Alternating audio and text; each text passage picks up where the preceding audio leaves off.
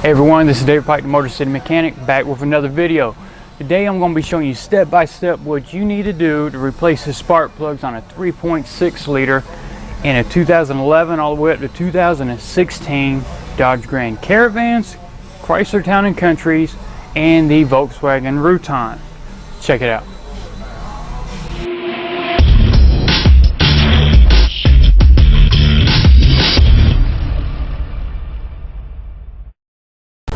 Now, before you get started on this tune-up, keep in mind a couple things. Number one, the upper intake covers up the front cylinder head, which means you cannot access the plugs, or the rear without taking the upper intake off. So a lot of this video is going to be how to remove that upper intake. I want to show you step by step what you need to do. It's nothing actually complicated. I'll show you a few things to pay attention to, and you should be pretty cut and dry. Just watch everything from the beginning to end and take notes if you need to. And let's go ahead and get started. Of course, we get our nice, beautiful, decorative engine cover that has a little sound dampening material up under it. We just pop it straight up.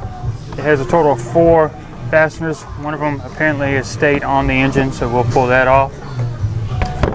That one's right here. So when you do take them off, pay attention that there will be a total of 4. Sometimes they stick very well and come off of the cover and stay on the engine. And we'll set that to the side. So here is the 3.6 liter with all the beautification taken off. We're down to the sole of the vehicle.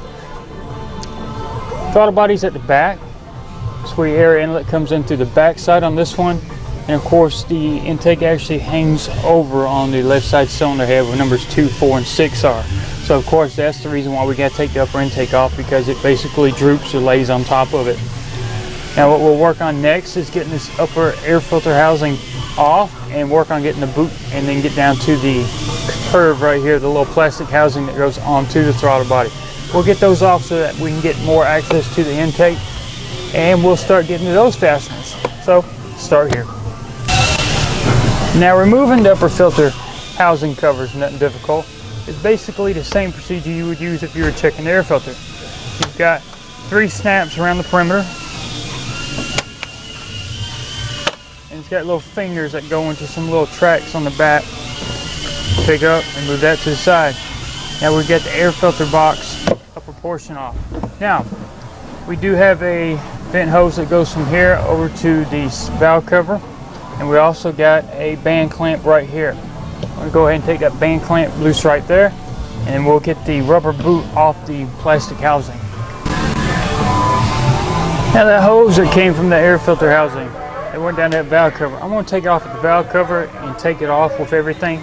I want it out of my way. One, it goes over the intake, so I need that out where it's no longer in my way. So there we go. We just pull it straight off. Now we can get to the air filter band clamp. You can use either an 8mm socket or a flat tip screwdriver, and just start backing off on that clamp. Just keep turning until you got a lot of slack. I can go ahead and grab it from with 2 hands, start pulling and working, and there we go. Now I grab everything that I just took loose, sit it neatly off to the side somewhere where we will not damage it. Now we're going to start working on getting to the portion right in front of the throttle body. Now that plastic housing that rubber boot went on that goes to the throttle body, there's a push pin right here. You got to grab the center, work the center up to get it off. Now the back side has 2 rubber bushings that snap down. So once we get this off, we'll try to get that loose. Another thing we got to do, we got to disconnect this air intake temp sensor right here. Now when it comes down to taking that push pin out, sometimes it stays stuck in there pretty good. You can try different things like a panel popper, pry bar, also side dikes, or even one of these. It just basically depends on how long it's been on there. Sometimes they come out okay, sometimes they don't. Just take your time, try to get it loose. Like I said, there you go. Just pull up on the centerpiece and work it off. So there you go. It's just like a reusable plastic rivet. Pushes down in there, and when it goes in, it expands. So get that out. Now we'll work on trying to get the back side picked up.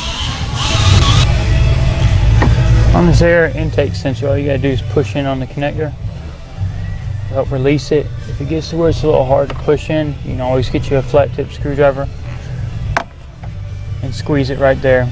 Squeeze in and pull out.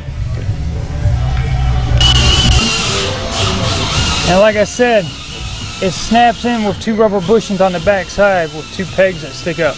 Now we gotta try to get it up. What we do is probably pick it up from the front corner here. What we need to do is probably get our hand under the back side as well. Try to get them off. They've been on there a while. They may be tight. And there we go. Now we do have one fastener here for this power steering hose right here that we've got to get released because it is snapped onto the plastic housing for helping it to route. We need to get that relocated. One thing you're going to learn about a 3.6 liter is everything is attached to something. The power steering line is attached to this elbow for this air inlet. You'll find different harnesses all the way around the same thing. We just need to release it. Get up in here with just about any tool you can. There we go, we got that off. Now all we gotta do is just grab this, kind of pick it off. Now it just slides onto the throttle body. It doesn't attach with a clamp or anything. It does have a rubber boot.